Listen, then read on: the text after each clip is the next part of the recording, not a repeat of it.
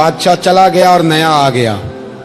فرماتے ہیں وہ امام صاحب کا عقیدت مند تھا, اس نے مدرسہ بڑا بنا کے دیا, اس نے مسند بچھا کے دی. پہلے دن جب امام صاحب مسند حدیث پر جبہ پہن کر, امامہ باندھ کر, خوشبو لگا کر ممبر پر بیٹھے حدیثیں بیان کرنے, فرماتے ہیں جب میں آیا نا سامنے تو میں انہیں دیکھ کے رو پڑا, وہ مجھے دیکھ کے رو پڑے.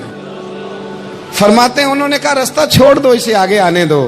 جب میں آگے آیا تو امام صاحب فرمانے لگے پہلے بھی بڑا پڑھایا تھا, اب بھی زندگی بھر پڑھاؤں گا, پر جس صبر اور استقامت سے تو نے پڑھا ہے, جو مزہ ان دنوں میں آیا ہے شاید دوبارہ کبھی نہ.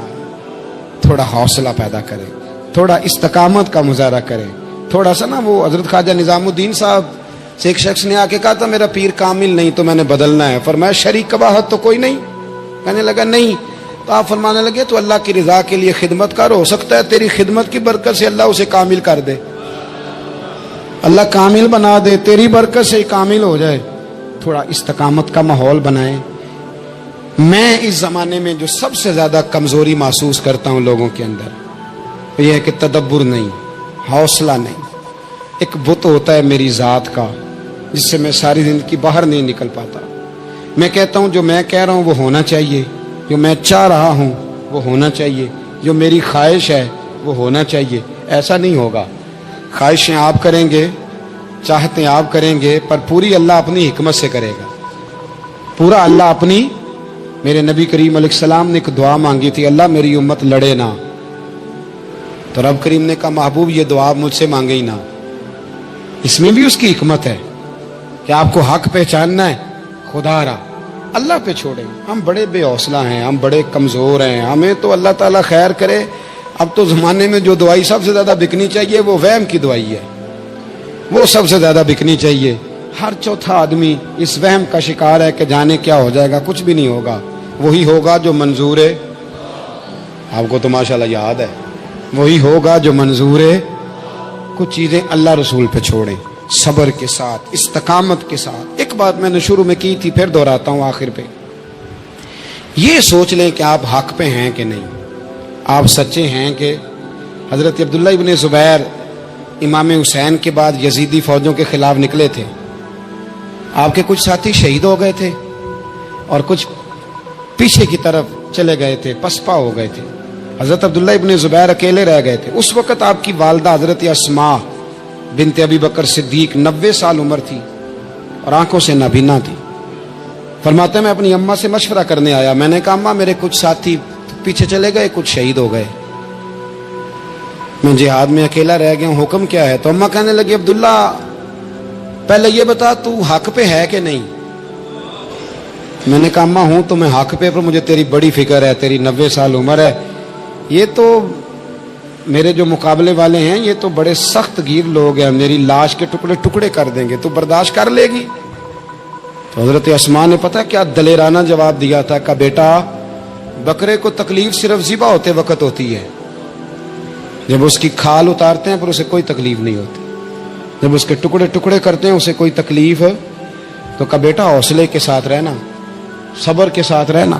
اگر تو حق پہ ہے پہلے یہ دیکھ لے, اگر آپ حق پہ ہیں, اگر نہیں تو توبہ کر کے حق پہ آئیں, اور اگر آپ حق پہ ہیں تو پھر آپ یہ ذہن بنا لیں کہ حالات بدلیں گے اور جو آپ کا نظریہ ہے وہ غالب آ کے رہے گا. اگر آپ حق پہ ہیں تو پھر اللہ آپ کو توفیق دے گا. لیکن زندگی میں ان چیزوں سے بچیں. امام اعظم کے خلاف سازش رچی گئی. امام صاحب رحمۃ اللہ تعالی علیہ کے پاس ایک بی بی دوڑی, حضور مسئلہ پوچھنا. آپ عورتوں سے ملا نہیں کرتے تھے, میں نے سوال کرنا ہے جی, جلدی جلدی سے اندر آ گئی. عورت جیسے ہی اندر داخل ہوئی باہر شور ہو گیا. امام صاحب کے پاس عورت ہے, اس نے بھی شور کر دیا کہ معاذ اللہ ثم معاذ اللہ. 10 درازی کیا امام اعظم نے. لوگ امام صاحب سے کہنے لگے, اب پروپیگنڈا ہو گیا, سارے شہر میں بات پھیل گئی, حضور آپ جواب دیں, آپ بھی کو بات کریں. فرمانے لگے کیا جواب دوں, بی بی اکیلا تھا, میں اندر آئی ہے, باہر شور ہوا ہے, عورت کہہ رہی ہے میں اکیلا تھا, میں جواب دوں بھی تو میری گواہی کون دے گا, میرے ساتھ کھڑا کون ہوگا, اس وقت کون ہے اٹھ کے کہے گا کہ نہیں نہیں ایسی بات کوئی نہیں. یہ تو ماحول تو اور رخ اختیار کر گیا. تو حضور اب کیا کرنا ہے؟ تو آپ فرمانے لگے کرنا کیا ہے, میں کوئی لاوارث ہوں, रब रसूल का मानने वाला हूं, मैं फैसला अपने अल्लाह पे छोड़ता हूं। वो भी तो अदालत है ना। मुसीबत ये है कि मैं और आप सारे फैसले खुद करना चाहते हैं, हालांकि खुद कुछ फैसले छोड़ देने चाहिए, वही हो तो बेहतर है।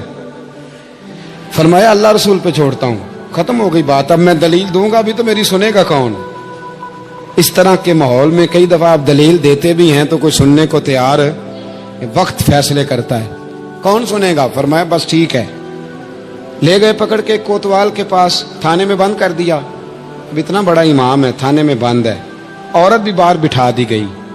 इमाम साहब ने उससे कोई डिस्कस नहीं की। जब अंदर तशरीफ ले गए, सिपाही 2-3 खड़े थे। इमाम साहब, ओहो, रब करीम के बंदों का वही तरीका।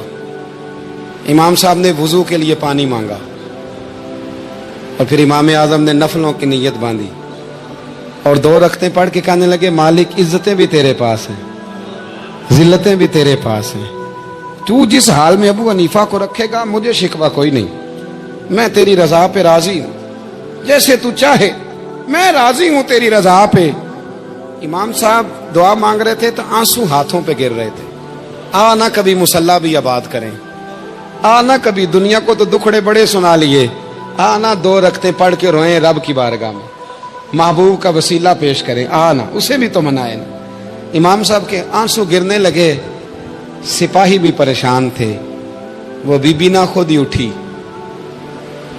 और इमाम साहब के करीब गई, कहने लगी, पहले मुझे दुनिया वाले कहते थे, अब मैं समझ गई हूं आप तो रब करीम के नेक बंदे, अब न रोएं, सवेरे जाना है ना काजी की अदालत में, तो मैं सवेरे गवाही दूंगी कि मैंने झूठा इल्जाम लगाया था, आप नाराज ना हो। इमाम साहब फरमाने लगे, इससे नहीं बात बनेगी, अगर तूने कुछ करना है तो जो मैं कहता हूं वो कर। इमाम आजम थे ना, जो मैं कहता हूं वो कर। उसने कहा जी वो क्या? आप फरमाने लगे, अब तेरी गवाही से भी बात और हो जाएगी, इसको कह लिया है, इसको मना लिया है, इसकी मिन्नत कर ली है, इसको रिश्वत दे ली है, हालात का तकादा अब और है, अब इसका जवाब भी कुछ और ही है। बापर्दा औरत थी, बुरके में लिपटी हुई, उसको घर भेज दिया। वो कोतवाल से कहने लगी, मैं बीमार हूं, मुझे छुट्टी दे दो, सवेरे आ जाऊंगी। मुद्दई मुकदमा तो मैं हूं, अब मुद्दई को थोड़ी कोई मान के रखेगा। खातून घर चली गई। सुबह काजी की अदालत में मुकदमा लगा।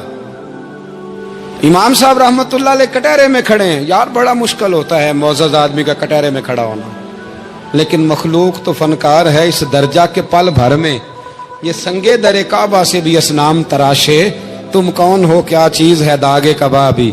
लोगों ने तो मरियम पे भी इल्जाम तराशे।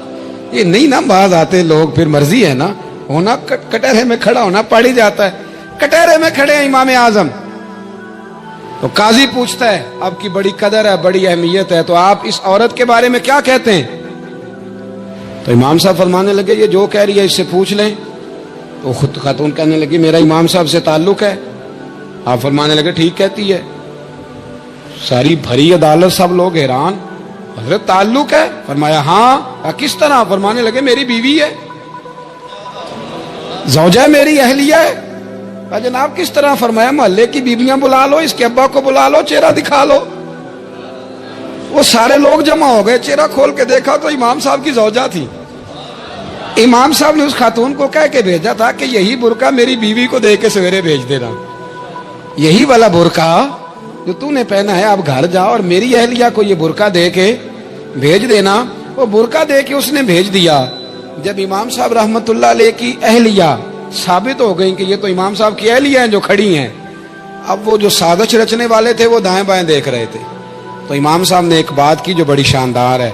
फरमाया, तदबीरें तुमने भी की थी, पर जो तदबीर मेरा रब फरमाता है ना, जो तदबीर मेरा, फरमाया ये अबू हनीफा की तदबीर नहीं, ये तदबीर मेरे अल्लाह की है जो उसने मुझे अता फरमाई, मुझे सुझाई। अब काजी साहब ने हुक्म दिया कि जितने लोगों ने इल्जाम लगाया वो सारे माफी मांगे। वो आए जिसने बात की। भाई वक्त को देखें, फैसले अल्लाह के हवाले करें। हम लोगों ने झगड़े कर करके, दलाइल दे दे के, बहस कर करके मामलात को इतना उलझा लिया है। आप यकीन करें, एक एक खानदान की 15-15 मीटिंगें और पंचायतें हो जाती हैं, पर रिजल्ट सिफर है। वो जी वो फलां चौधरी साहब उसके साथ मिल गए थे, फलां आदमी उधर चला गया था। आप थोड़ा वक्त दें, صبر کریں, استقامت کا مظاہرہ کریں. آپ دیکھیں حالات کس کروٹ بیٹھتے ہیں. کئی دفعہ صلح کی پیشکش کی جناب ابو سفیان کو, لیکن وہ مانتے نہیں تھے. حضرت عباس فرماتے میں نے کئی دفعہ انہیں کہا, حدیبیہ میں بھی میں نے کہا, انہوں نے سخت شرائط کے ساتھ صلح کی, لیکن جب حضور لشکر لے کے گئے نا میدان میں, توجہ ہے میری بات پر, 10,000 کا لشکر گیا تو پھر ابو سفیان خود اٹھ کے حضرت عباس کے گھر گئے, کہنے لگے میں نے تو آج آپ کے بھتیجے کی شان دیکھی ہے. تو حضرت عباس کہنے لگے ابھی بھی وہیں کھڑے ہو, یہ بھتیجے کی شان نہیں, یہ اللہ کے محبوب کی شان ہے, یہ رسول کائنات کی شان ہے صلی اللہ علیہ. تو کہا اب میں صلح کرنا چاہتا ہوں, اب میری صلح کرا دو. وہاں بھی حضور نے یہ نہیں فرمایا جب ہم کہتے تھے تو کیوں نہیں آتا تھا, جب ہم معاہدات کرنا چاہتے تھے تو کیوں نہیں آتا تھا.